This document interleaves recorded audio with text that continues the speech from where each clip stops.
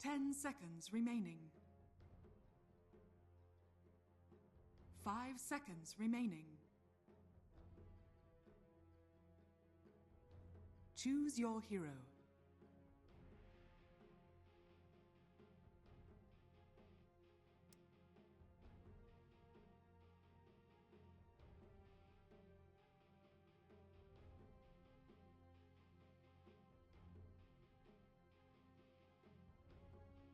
Ten seconds remaining.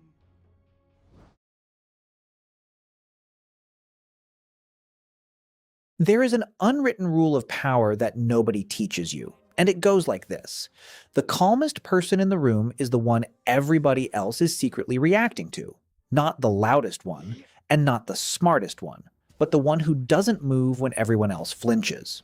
Real composure. The ability to stay calm under pressure while everyone around you is losing the thread. That's one of the rarest skills a human being can carry. And here's the part that sounds like a contradiction. When you master it, it doesn't just protect you. It unsettles other people. Deep calm makes certain people visibly nervous, and by the end of this video, you'll understand exactly why. Most people get the psychology of calm completely wrong. They think composure is a temperament, something you're either born with or you're not. They look at a person who doesn't react and they say, "He's just wired that way," or worse, "She doesn't care." And the advice they give you is useless. Take a deep breath, count to 10, don't let it get to you. But the truth is the opposite of what it looks like. Composure is not the absence of feeling. It is not low energy, and it is not a personality trait.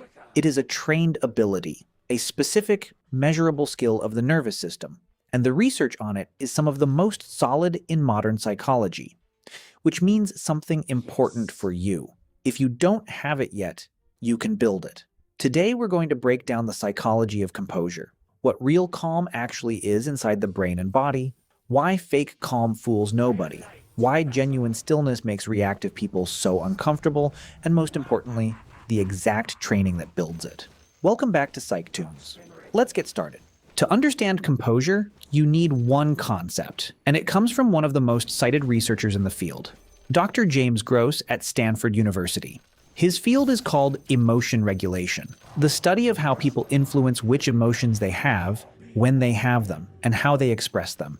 And inside that field, Gross identified two completely different strategies that people use when something hits them. They look identical from the outside. They are opposites on the inside. The first strategy is called cognitive reappraisal. This is when you change the meaning of an event before the emotion fully loads. Your boss sends a cold, two-line email. The reappraiser's mind doesn't ask, "Why is he attacking me?" It asks, "What is this actually?" Maybe it's pressure from above him. Maybe it's a man typing between meetings.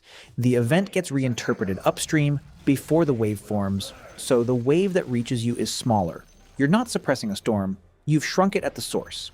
The second strategy is called expressive suppression. This is what most people call being calm, and it is not calm at all. Suppression is when the emotion fires at full strength and you clamp down on the outside of it. The anger is there, the panic is there, your face just isn't allowed to show it. Gross and his colleague Oliver John found that these two strategies produce completely different lives. Habitual reappraisers experience less negative emotion and have stronger relationships, while habitual suppressors feel worse on the inside and connect less on the outside. Same still face. Opposite realities underneath it. Now let's go under the surface, because composure isn't just a mental trick, it lives in your body, and it's measurable.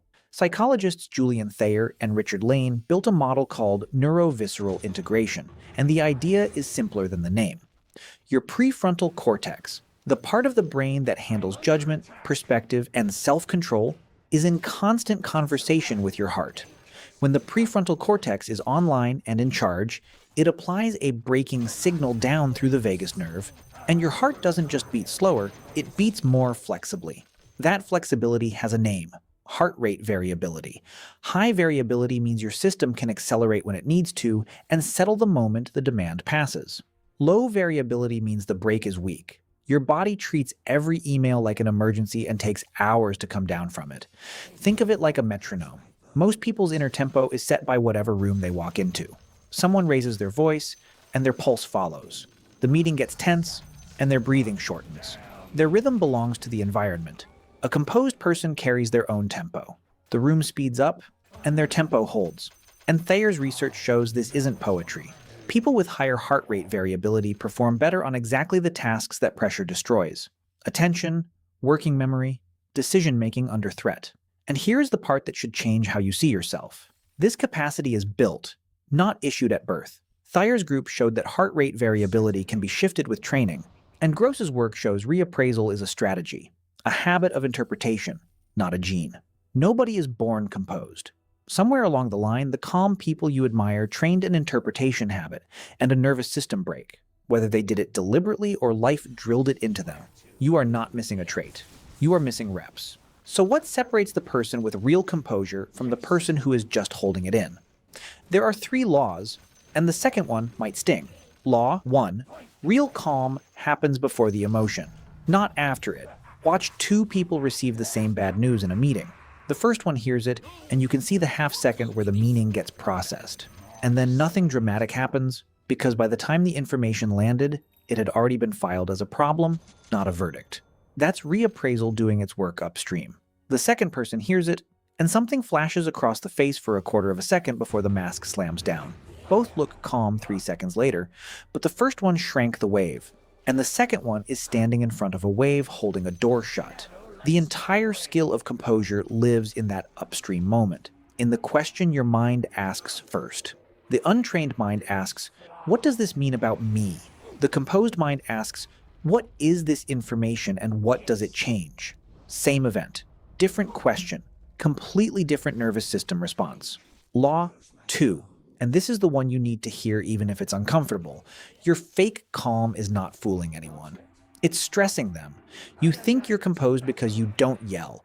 You go quiet in the argument, you flatten your voice, you say, "I'm fine," with a face like poured concrete, and you tell yourself that this is maturity. It isn't. It's suppression. And the people around you can feel it even when they can't name it. In 2003, Emily Butler, Boris Egloff, James Gross, and their colleagues ran an experiment that should end this illusion forever. They paired up strangers to discuss an upsetting topic and secretly instructed one person in some pairs to suppress, to hide everything they felt. The suppressor's partners were never told anything, and yet the partner's blood pressure rose, measurably, just from sitting across from someone who was hiding their inner state. The suppressors were also rated as harder to connect with, and rapport between the pairs dropped. Your clamped down, calm, raises the blood pressure of the people talking to you. The human nervous system is built to read other nervous systems, and when your words say fine but your body broadcasts locked, the mismatch registers as threat. So if people get tense around your so-called calm, if your partner says, "I can never tell what you're thinking," like it's a wound and not a compliment, that is not proof of your composure. That is the evidence that you don't have it yet. Law 3. Real composure removes the feedback people steer by. And that's why it makes them nervous. Here's the mechanism nobody explains. Almost every social attack is a guidance system. The provoker jabs, then reads your reaction, then adjusts. Your flinch tells them where the nerve is. Your defensiveness tells them the hit landed. Your rush to explain hands them the wheel. Manipulation, baiting, status games, all of it runs on the reaction you sent back. Now put a genuinely composed person in that loop. The jab goes out, and nothing usable comes back. Not a suppressed nothing, with tension leaking through the jaw. A real nothing. Relaxed face, unhurried voice, a response that arrives a beat later than expected, and lands a degree cooler than the provocation. The guidance system goes blind. The person probing you loses the signal they steer by, and the discomfort they feel is exactly the discomfort of a plan that has stopped producing data. To be fair, no single study has measured calm people make others nervous as a headline finding, but the components are established. We know suppression's missing feedback physiologically agitates a partner, and we know reactive scripts collapse without input. Stand near someone truly unreadable in a tense moment, and you can feel the effect yourself. The reactive people in the room start orbiting them, testing them, working harder. The steadiest metronome doesn't chase the room's tempo. The room, slowly and against its will, starts sinking to it. But composure has a price, and you should know it before you build it. The price is projection. When you stop broadcasting your inner state, People fill the silence with their own. The insecure will read your stillness as judgment. The manipulative will read it as a challenge and escalate. You will be tested more, not less, in the beginning, precisely because your non-reaction threatens people whose power depends on your reaction. And some people will call you cold because they've never met a calm that wasn't frozen. This is the paradox of the skill. The thing that makes you harder to shake is the same thing that makes you harder to read, and not everyone forgives what they can't read. It's worth it, but it isn't free. So how do you actually build it? And here's what won't work: willpower. You cannot white-knuckle your way to composure because forcing yourself to look calm while your body fires is the definition of suppression. You'd be training the exact fake calm we just dismantled. You can't order a nervous system to relax any more than you can order your heart to skip a beat. The goal is not to grip harder. The goal is to retrain the two systems that produce calm in the first place: the interpretation habit and the physiological break. 4 practices in order. Practice 1. Install the reappraisal question. The next time something hits you, a sharp message, a criticism, a cancellation, catch the first question your mind asks. If it's some version of, "What does this mean about me?" override it out loud if you have to. "What is this actually?" Then generate 2 alternative explanations that have nothing to do with you. This feels mechanical at first. It's supposed to. Gross's research shows reappraisal works because it intervenes early in the emotional sequence. You are literally practicing catching the wave before it forms. Do it 20 times, and it stops being a technique and starts being your default question. Practice 2. Train the exhale. This is the fastest lever on the physiology. Your heart naturally speeds up slightly when you inhale and slows when you exhale. That's the vagal brake engaging. So when you deliberately make the exhale longer than the inhale, in for 4 counts, out for 6 or 8, you are manually pumping the brake. And with daily repetition, you strengthen it. 5 minutes a day of slow, long exhale breathing, and separately, the moment you feel pressure spike in real life. 1 long exhale before you speak. You're not calming yourself down with positive thinking, you're operating the actual hardware. Practice 3. The delayed response rule. Composed people are never in a hurry to answer, and this is trainable starting today. Institute a personal rule. Under pressure, your response arrives 1 full breath after it's expected. Someone provokes you. Breath, then you speak. Someone drops bad news. Breath, then you respond. That single beat does 2 things.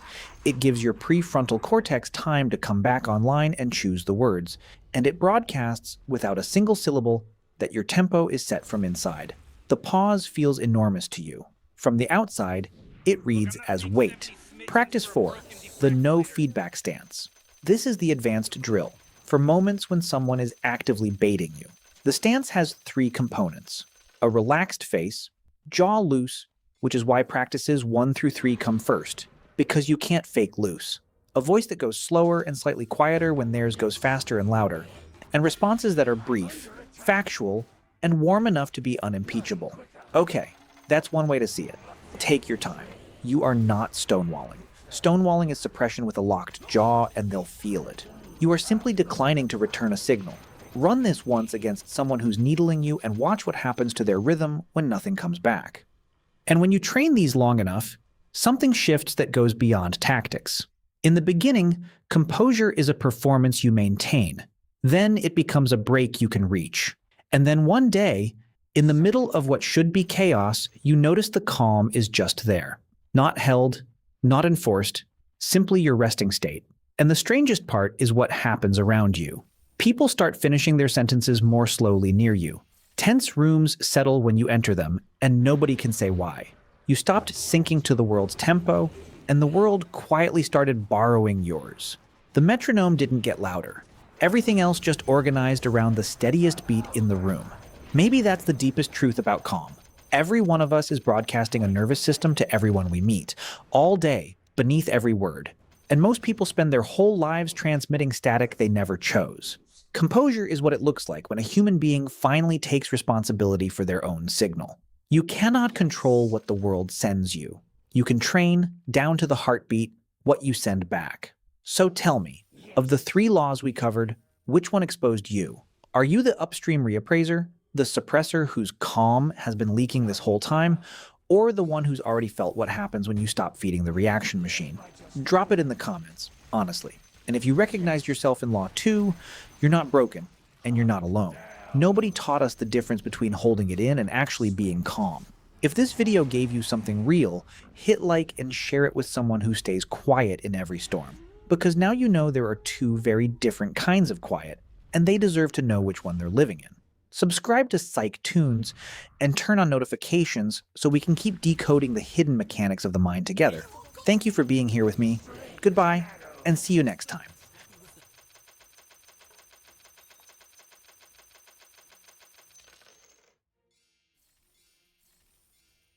There are about 40 seconds every morning that quietly decide your entire day.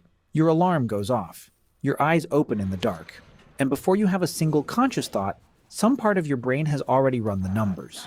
The cold floor, the long day ahead, that thing you swore you'd finally start. And it has already made the decision for you. Your hand reaches out, the alarm goes quiet. You tell yourself you'll make up for it later, and 40 seconds after that, you're asleep again, having lost a fight you were never even awake for. Then, around noon, the guilt arrives. You open a new tab, you watch another video about self-discipline, you write a new plan with cleaner handwriting than the last one. And for about 3 days it works. Then it doesn't. And you end up in the exact same place, thinking the exact same sentence. What is wrong with me? Most people will tell you the answer is willpower. They'll say you're soft. They'll tell you to want it more, to stop making excuses, to just push through. But here's the part almost nobody tells you, and it's the reason discipline feels so brutally hard for you and so effortless for other people. Highly disciplined people are not better at forcing themselves. They barely force themselves at all. In 2012, a team of psychologists led by Wilhelm Hoffman and Roy Baumeister ran a study where they interrupted people throughout their normal day and asked what they were craving and what they were resisting. If discipline were about willpower, the most disciplined people should have been the ones resisting the hardest and the most often. They found the exact opposite. The people who scored highest in self-control reported weaker desires, less inner conflict, and less resistance overall. They weren't winning the fight. They were somehow never in it, which means the thing you've been training for years, gritting your teeth, forcing, pushing, it is not the skill. It might not even be the right game. Today on Psych Tunes, we're going to break down what discipline actually is inside your brain, why your nervous system has been quietly taught to hate it, and the 5 specific ways you can trick that same brain into wanting the thing it currently runs from. Not through motivation, and not through pressure, but through conditioning. Let's get into it. To understand the trick, you have to understand one strange, underrated idea from psychology. And it comes from a paper published in 1992 by a researcher named Robert Eisenberger. He called it learned industriousness. Here's the core of it.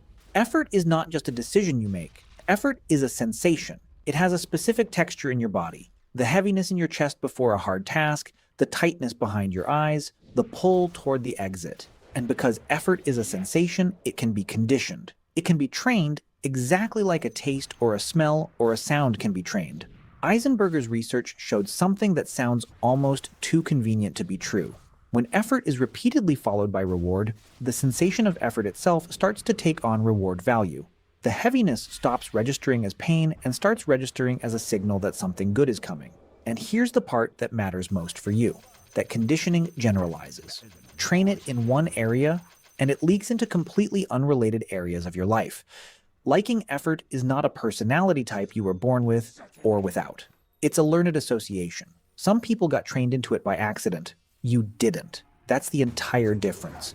And in 2018, a group of researchers, including Michael Inslicht at the University of Toronto, published a paper called The Effort Paradox that put the final nail in the old story. Their point was blunt. Yes, effort is costly and animals avoid it. But that's only half the picture. Humans routinely choose things because they're hard. Nobody climbs a mountain for the view at the top. There are helicopters for that. Effort doesn't just cost value, it can add value. So the thing you want, actually wanting the hard thing, isn't a fantasy. It's a documented human capacity. Yours just hasn't been switched on yet. So how does it get switched on? For that, we need to look at the strangest, most exploitable mechanism in your entire brain. You've heard that dopamine is the reward chemical. That's slightly wrong, and the correction is where all your leverage lives. In the 1990s, a neuroscientist named Wolfram Schultz was recording individual dopamine neurons, while animals learned to expect a reward. At first, The neurons fired at the moment the reward arrived. Obvious enough. But as the animal learned that a light always came before the reward, something remarkable happened. The dopamine burst moved. It stopped firing at the reward and started firing at the light. And when the reward finally showed up exactly as expected, the neurons barely responded at all. The signal walks backwards in time. It leaves the prize and attaches itself to whatever reliably predicts the prize. Think about what that means for your life right now. Your brain is not producing that spike when you finish a task. It's producing it the moment you pick up your phone, because your phone reliably predicts something good. That's why reaching for it feels like relief before you've even unlocked it. Your brain has already run this loop 10,000 times. Now ask the ugly question. What does opening your notebook reliably predict? What does the first minute at your desk reliably predict? For most people, the honest answer is nothing good. It predicts strain, self-criticism, and the discovery of how far behind they are. So your brain does exactly what it was built to do. It flinches. You don't have a discipline problem, you have a prediction problem. And predictions can be rewritten. So where did yours get written in the first place? This is the part that usually lands the hardest, and it has nothing to do with you being lazy. Think back to how you were actually rewarded growing up. Not what you were told, what actually produced warmth, attention, relief. It came for the A on the report card. The trophy, the finished project, the number on the scale, the acceptance letter. Everyone celebrated the outcome. And the effort, the 3 weeks of ugly, boring, unglamorous work that produced it, nobody threw a party for that. At best it went unmentioned. At worst you were told you should have started earlier, so your nervous system learned a very reasonable lesson. Effort is the toll. Effort is the unpleasant tax you pay at the gate, and the reward waits on the other side. Under that arrangement, effort never once gets paired with anything good, which is the precise opposite of the condition Eisenberger showed you need. You weren't trained into industriousness. You were trained out of it, by a system that only ever clapped at the finish line. And there's a version of this that's even more brutal, which is the kid who found things easy. If you were the one who got the good grades without studying, you got rewarded specifically for not needing effort. Effort became evidence that something was wrong, that you weren't as smart as everyone said. So the second a task got hard, your whole identity flinched, and you learned to close the laptop before anyone found out. Either way, you arrive at adulthood with a brain that has categorized effort as pure cost. And then you do something that makes it dramatically worse. Here's the cruelest part of this whole thing, and I want you to sit with it for a second, because it explains why years of trying have made you less disciplined instead of more. Every time you finally force yourself through a session, the workout you dragged yourself to, the 2 hours of work you white-knuckled, how does it end? Almost never with satisfaction. It ends with you closing the laptop and thinking, that was awful, I barely got anything done, I'm so far behind, tomorrow I need to do twice this. The last thing your brain files alongside the sensation of effort is punishment, which means you are conditioning, just backwards. Every forced, joyless, self-critical session is a rep that teaches your nervous system that effort reliably predicts feeling terrible about yourself. The harder you force, the deeper you carve the aversion. That's why the people who have tried the most are often the ones who now feel the most physical resistance to starting. Their brains have simply learned the lesson very, very well. So the fix cannot be more force. More force is more reps of the wrong thing. And this is where I need to say the thing that will save you the most time. You are not going to think your way into liking discipline. You can't decide to enjoy something any more than you can decide to find a smell pleasant. Motivation won't do it either. Motivation is a feeling, and feelings are weather. The goal is not to want it more. The goal is to change what the act predicts. You're not building willpower, you're building an association. Here are the 5 ways to do it. 1. Pay the effort, not the outcome. This is Eisenberger's finding turned into a rule. Stop attaching your reward to results because results are slow, unreliable, and mostly outside your control, which makes them terrible teachers. Attach the reward to the act. Concretely, the moment you finish a session, before you evaluate anything, you mark it. Tick the box. Say the sentence out loud. I showed up. Whatever it is, it has to fire within seconds of the effort, and it has to be unconditional. The cost of this one is that your ego will hate it. It feels like rewarding mediocrity, but you are not grading performance here. You are pairing a sensation with a reward, and the pairing only works if the effort itself is what gets paid. 2. Move the reward to the doorway. Since dopamine migrates backwards onto the cue, you deliberately put something good at the entrance of the hard thing instead of the exit. The cleanest version comes from a 2014 experiment by Catherine Milkman and her colleagues at Wharton. They gave people gripping audiobooks, the kind you actually want to keep listening to. But they were only allowed to hear them at the gym. Gym attendance jumped by about half. The workout stopped being the price of admission and started being the only place a good thing lived. Your version, the specific coffee you only drink at the desk, the album you only play while training, the chair you only sit in to write. One rule: it has to be exclusive. If you get it anyway, it predicts nothing. Worth knowing honestly, in that same study, the effect faded over the following weeks, so treat this as the thing that gets you through the door in the first month, not the thing that carries you for a decade. 3. Shrink the entry until refusing is absurd. Your brain does not resist work. It resists the anticipated size of the work. Write the chapter triggers the flinch. Open the document and write one sentence doesn't, because there's nothing there to dread. So you shrink the entry point until saying no to it feels ridiculous. 2 minutes, 1 page, 1 set.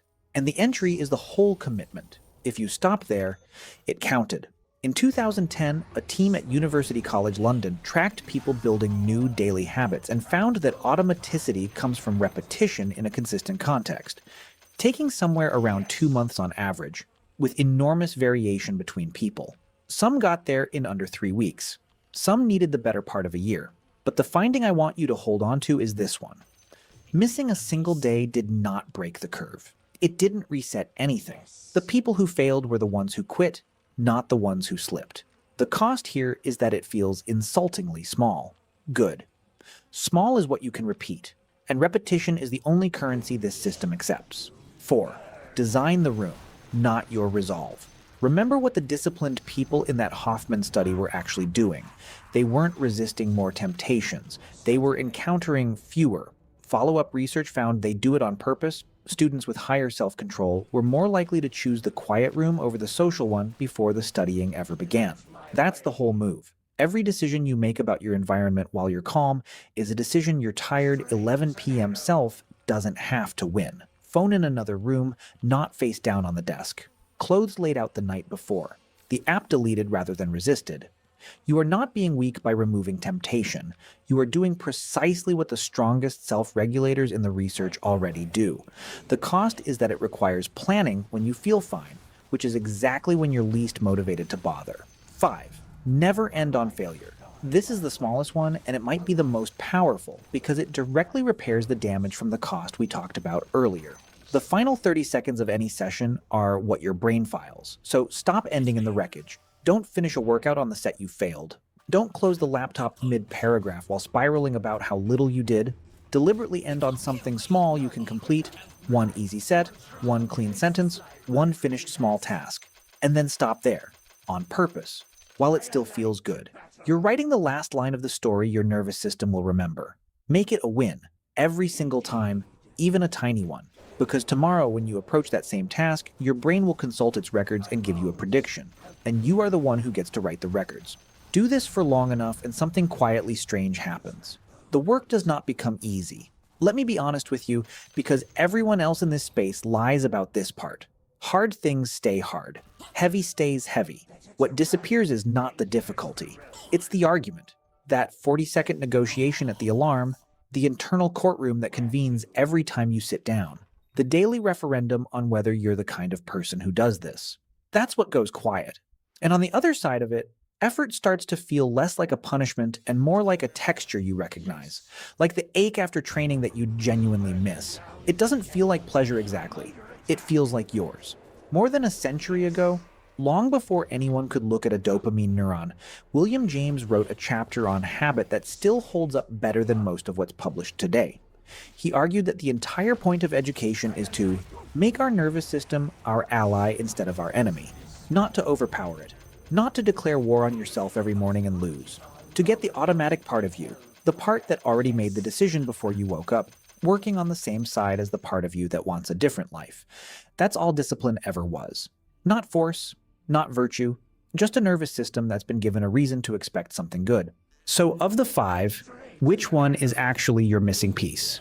Paying the effort, moving the reward, shrinking the entry, designing the room, or ending on a win? Tell me in the comments and be specific. because I read them and I'm curious which one people land on most.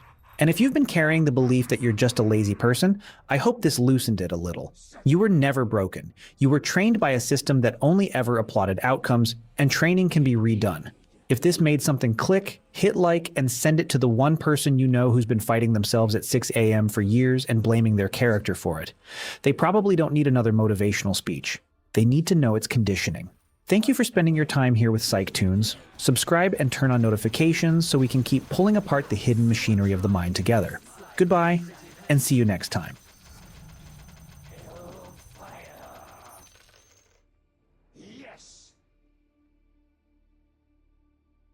Something happened to you.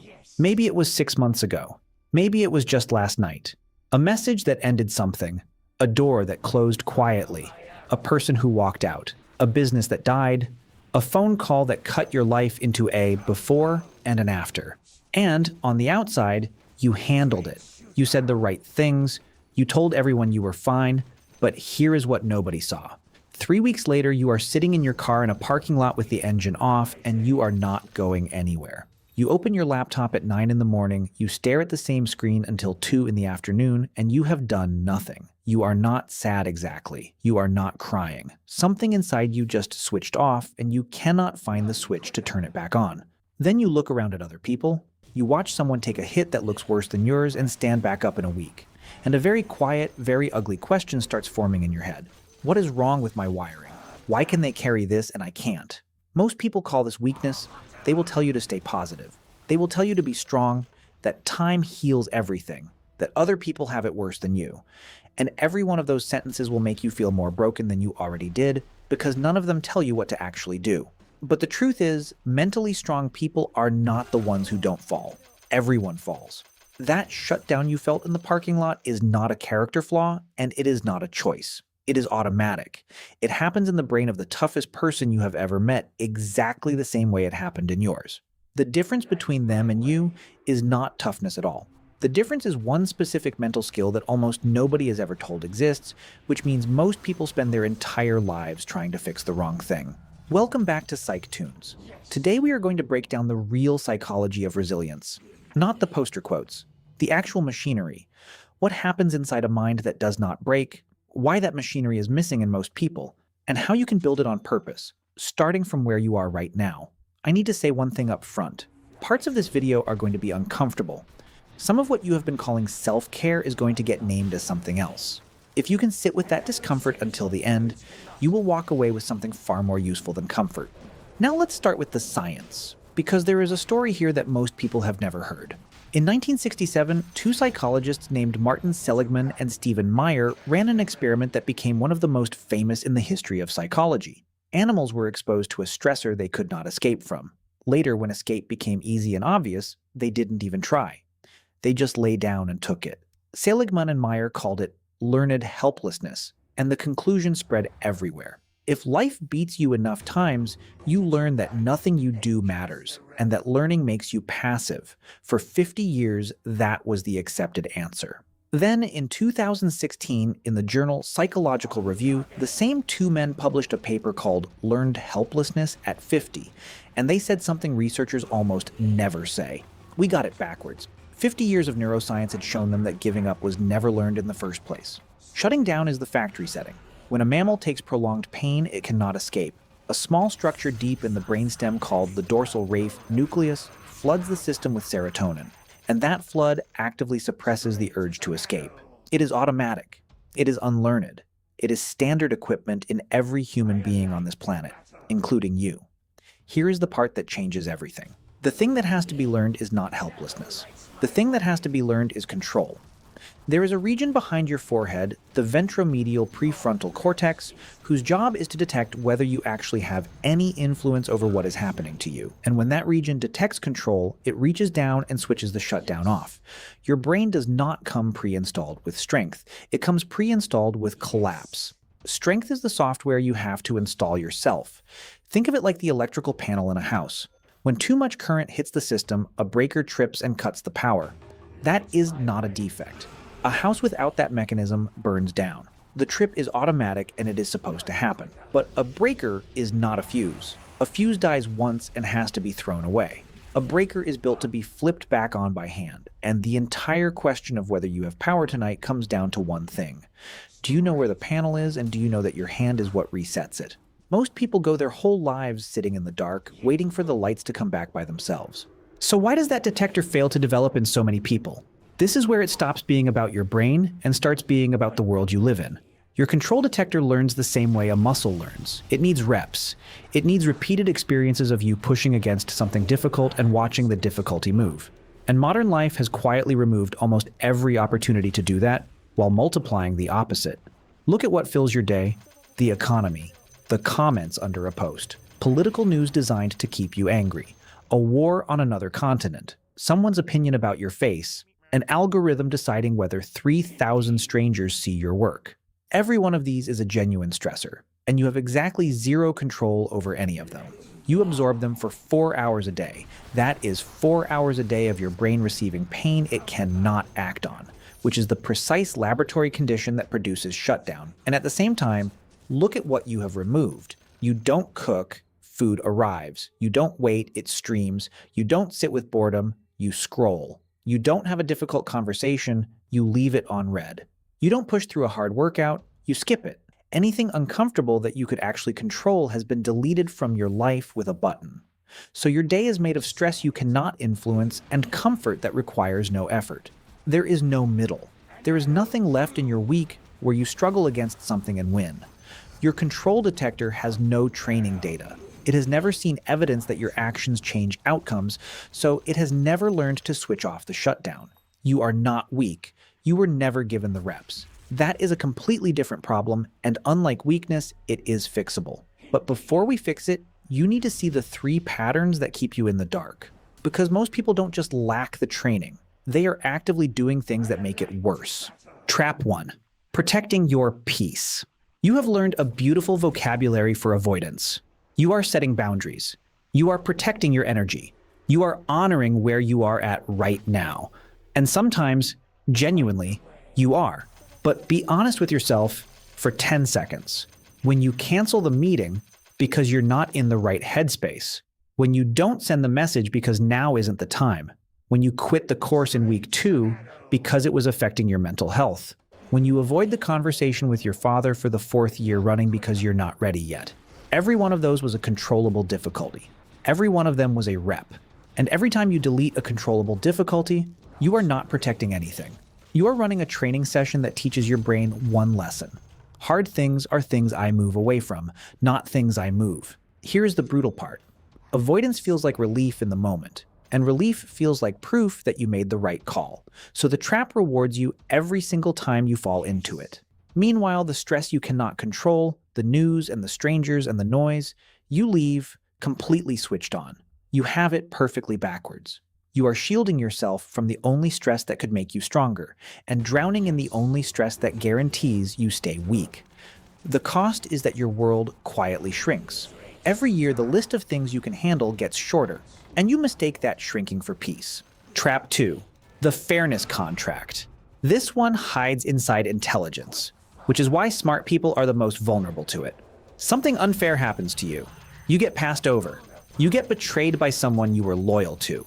And instead of moving, your mind opens a case file. You replay it, you build the argument, you rehearse what you should have said. You explain it to friends and watch them agree that you were right. You collect evidence that you did not deserve this. And you were right. That is what makes this trap so sticky. It genuinely was unfair, but notice what you are actually doing with your energy. You are not trying to change the situation. You are trying to win a verdict. You want reality to admit it made a mistake before you agree to move forward. And reality never shows up to court. Psychologically, the fairness contract does something specific. It puts the power to release you into someone else's hands because you have decided you cannot move until they acknowledge what they did. So the person who hurt you now controls the timeline of your recovery. You handed them the keys and called it standing up for yourself. The cost is months, sometimes years. Being right becomes more important to you than being free, and the two are almost never the same thing. Trap 3. Fusing the hit to who you are. There is a difference between the business failed and I am a failure. There is a difference between she left and I am unlovable. There is a difference between I got rejected and I am the kind of person who gets rejected. The event is the same in both sentences. But in the first one, something happened to you. In the second one, something was revealed about you. When you fuse the event to your identity, recovery becomes impossible in a very mechanical way. Fixing a bad month is a project you can start on Monday.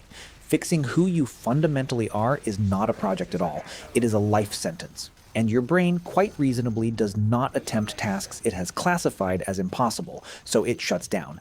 That is not drama. That is the dorsal raphe doing exactly what it evolved to do when there is no available control. The cost is that every single setback becomes an existential event. A missed deadline becomes proof about your future. One bad date becomes evidence about your entire romantic life. You start carrying every hit you have ever taken into every new room you walk into, and you wonder why you feel so heavy. And this brings us to the real price of all three traps together. You spent years protecting yourself. You avoided the hard conversation, you left the difficult thing undone, you stayed home, you stayed safe. And the entire purpose of that protection was to make sure you never felt the pain of failing. But your ability to handle pain is not a fixed tank you were born with. It is built the same way everything else is built, by use. So the exact thing you did to feel safe is the thing that removed your capacity to feel safe. You are more afraid at 30 than you were at 20, and it isn't because life got harder. It is because you got smaller. Protection cost you the thing protection was for. So how do you actually get out? First, understand what we are not doing. We are not going to make you stop feeling the hit. You cannot decide not to trip the breaker any more than you can decide not to bleed when you're cut.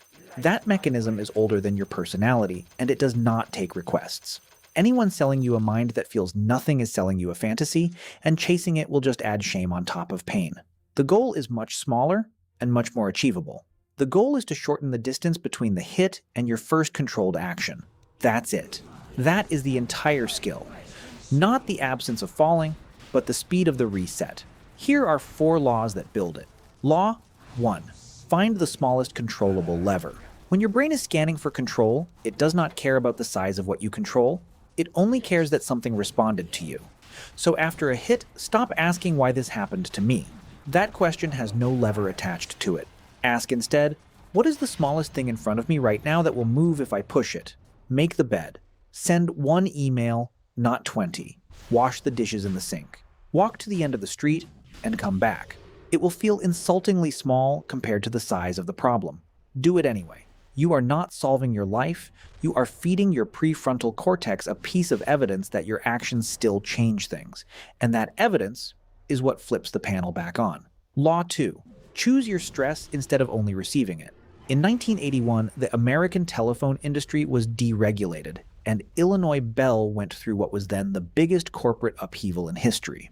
A team of researchers led by Salvatore Madi had been studying roughly 400 of their managers for years before it happened, and kept following them for years afterwards. 2/3 of them fell apart. Health problems, divorces, collapsed performance. But 1/3, exposed to exactly the same disruption, came through it stronger than they went in. Madi found 3 attitudes separating them, and one of them was this. They treated difficulty as a challenge to engage with, rather than a threat to survive. You cannot build that attitude by reading about it. You build it by voluntarily inserting controllable hardship back into a life that has deleted it. Train when it's cold. Have the conversation this week instead of next year. Finish the course. Sit with boredom for 20 minutes without your phone. Cook the food. None of these matter individually. Together they are reps. You are manufacturing the training data your brain never got. Law 3. Be flexible, not rigid. This is the law that contradicts the picture in your head, so pay attention to it. George Bonanno at Columbia spent decades tracking what actually happens to people after the worst events of their lives. Across 54 studies covering bereavement, injury, disaster, and combat, around 65% of people showed few or no lasting symptoms. Resilience is not rare. It is the majority outcome. But when he looked at what those people had in common, it was not emotional armor. It was flexibility. They could feel it fully when feeling it helped, and set it down when setting it down helped. They could ask for support on Tuesday and handle it alone on Thursday. They matched the response to the situation instead of having one setting. The rigid mind is not the strong one. A steel rod does not bend, right up until the moment it snaps in half. Anyone who has decided they will never cry, never ask, never need anyone, has not built strength. They have built a fuse, and fuses only work once. Law 4. Build the thing the hit cannot touch. Maddie's second attitude was commitment. The people who came through Illinois Bell intact had something they were involved in that the upheaval could not reach. Their work outside the company, their family, a standard for how they behaved regardless of circumstances. This matters because it changes the size of the hit. If your entire identity is your job, losing the job destroys the whole structure. If your job is one of 5 things you are, losing it takes out one wall in a building that still stands. So the question is not, what do I want? The question is, what do I have that stays standing when the thing I care about most is taken? Build that now, while nothing is on fire. Nobody builds it during the emergency. Now, before you go and do this, you need to know what it costs, because nobody warns you about this part, and it catches people off guard. When you genuinely become hard to destabilize, some people will not experience it as admirable. They will experience it as cold. The friend who used to call you at midnight will find you calm instead of activated, and calm is not what they came for. Your family, who could always move you by raising their voice or going silent, will find that the handle they always used is no longer attached to anything. People do not usually say thank you when they lose leverage over you. They say you've changed. They say you've gotten hard. They say you don't care anymore. And there is a second cost that is quieter and hurts more. When you stop, visibly falling apart, people stop checking on you. You become the one nobody worries about, the one who is always fine. You will find yourself carrying real things alone, not because nobody loves you, but because you got so good at the reset that nobody noticed the breaker ever tripped. That is the actual price of a mind that scares people.